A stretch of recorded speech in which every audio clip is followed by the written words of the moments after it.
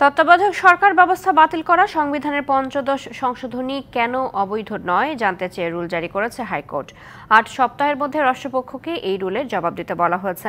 বদিউল আলম মজুমদারের করা এক রিট আবেদনের শুনানি শেষে এই রুল জারি করা হয়।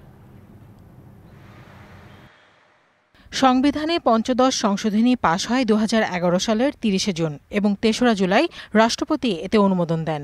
এই সংশোধনীর মাধ্যমে বঙ্গবন্ধু শেখ মুজিবুর রহমানকে জাতির পিতা হিসেবে স্বীকৃতি দেয়া হয়। একই সংশোধনীতে তত্ত্বাবধায়ক সরকার ব্যবস্থা বাতিল করা হয়। জাতীয় সংসদে মহিলাদের জন্য সংরক্ষিত আসন 5টি বাড়িয়ে 50টি করা হয়। সোমবার এক রিট আবেদনের শুনানিতে বিচারপতি নাইমা হালদার ও বিচারপতি কাজী জিনাত হকের দ্বৈত হাইকোর্ট বেঞ্চ সংবিধানের পঞ্চদশ সংশোধনী কেন অবৈধ নয় তা জানতে চেয়ে রুল জারি করে। পঞ্চদশ সংশোধনী বাংলাদেশ সংবিধানের বেসিক স্ট্রাকচারের সাথে সাংঘর্ষিক।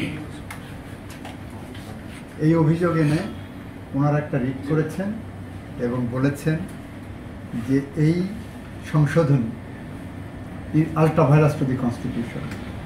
কেন আল্ট্রাভাইরাস ডিক্লেয়ার করা হবে না এই মর্মে একটা রুল চেয়েছেন, সাথে এই সংশোধনের উপর একটা স্টে চেয়েছেন।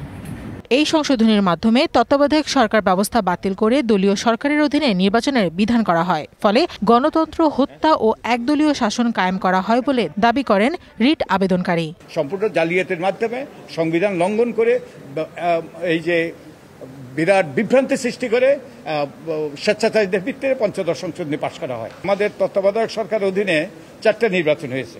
এই 4টে নির্বাচনে যারা ক্ষমতা ছিল তারা ক্ষমতাচ্যুত হয়েছে, কিন্তু দলীয় সরকারের অধীনে যতগুলো নির্বাচন হয়েছিল যারা ক্ষমতা ছিল তারাই ফিরে এসছে। তো তার মানে এই পঞ্চদশ সংশোধনের মাধ্যমে দলীয় সরকারের অধীনে নির্বাচনের বাধ্যবাধকতা সৃষ্টি করা হয়েছে যাতে ক্ষমতা চিরস্থায়ী হয়। রিট আবেদনে আইন মন্ত্রণালয়, আইন সচিব ও সচিবালয়ের সচিব সহ সংশ্লিষ্টদের বিবাদী করা হয়েছে। পঞ্চদশ সংশোধনী অসাংবিধানিক এই বিষয়ে কোর্টের রুল চেয়ে আমরা রিটটা করেছিলাম। আইন মন্ত্রণালয়ের সচিব এবং সংসদ সচিবালয়ের সচিব। পঞ্চদশ সংশোধনীর মাধ্যমে সংবিধানের বেশ কয়েকটি ধারাও সংশোধনের অযোগ্য করা হয়।